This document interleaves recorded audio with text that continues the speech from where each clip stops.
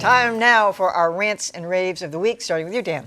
I have a rant for the Massachusetts legislature. Last summer, it looked like the legislature was on the verge of finally passing an imperfect but long overdue reform of the public records laws, which are absolutely essential for journalists and others to keep tabs on what our government is doing. The effort fizzled out. There have been months of reported pressure from the Massachusetts Municipal Association and the state police. And here we are near the end of the legislative session, and there's still been no action.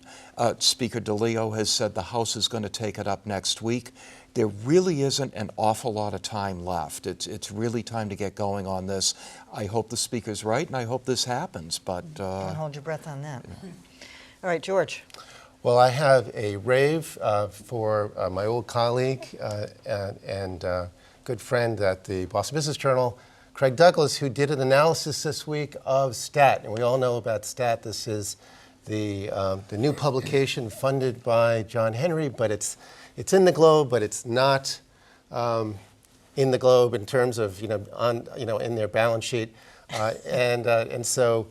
Basically, the point of this is that while journalists in general would rejoice about a whole bunch of journalists being hired, it's not such a happy situation in the Globe newsroom because there's this parallel newsroom and there's some concerns about union busting. Non-union, yeah. Because they're non-union, and there's some concerns about overlap of coverage, and so it's created, I think, at least some suspicion, if not some animosity, about who are they, what are they going to do, how does this fit into the big picture. Mm-hmm. Good one. All right, Callie. I have a qualified rave. I think it's going to be totally at some point. Howard University launched a fact-checking website. They won one of 11 winners for the 2015-16 Challenge Fund for Innovation in Journalism Education. The site is called Truth Be Told, so it works like the other ones.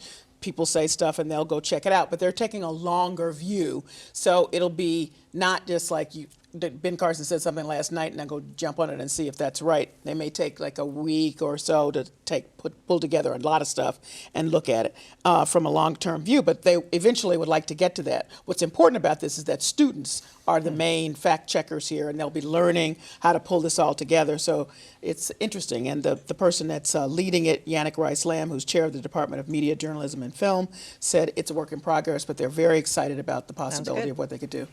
John.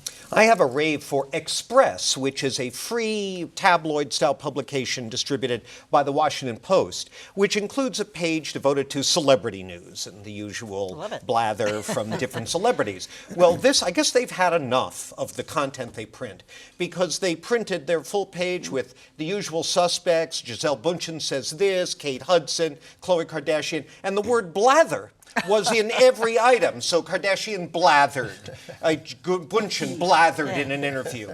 I love the word blather, and I'm an advocate of more robust use of the English language. And also, it's time we finally called blather blather. Good, I like it. Mm-hmm. All right, well, I have kind of a mixed bag here, a rave and a rant. For last weekend, the New York Times, if you get the Sunday Times, you got the little virtual reality box, the little camera. I got mine. And actually, it was very easy to put together. That's where my rave stops. And now I turn to the rant. It took 45 minutes to download the video on my iPhone, maybe longer, because I kept coming back to it. And then the video itself, which was about displaced children from war, was 3 stories, very poignant stories, but it was nothing. It was like they were standing there in fields and telling us there was no connective tissue. It didn't have any resolution. Didn't take you anymore. I thought it was almost like a tease for a documentary. I kept waiting for the rest of it to come up. That was it. It was 11 minutes. I did watch it. Did or did not I not say when we talked about this a few weeks ago that without good content, the technology wouldn't matter? I mean, it was a sad story, but that was it. I'm still waiting for my viewer. I got my viewer. Keeping it. I think my dog ate mine. All right, that is it for our show. Tell us what you think. Email us, tweet us, or leave a comment. We're always on at beatthepress.org.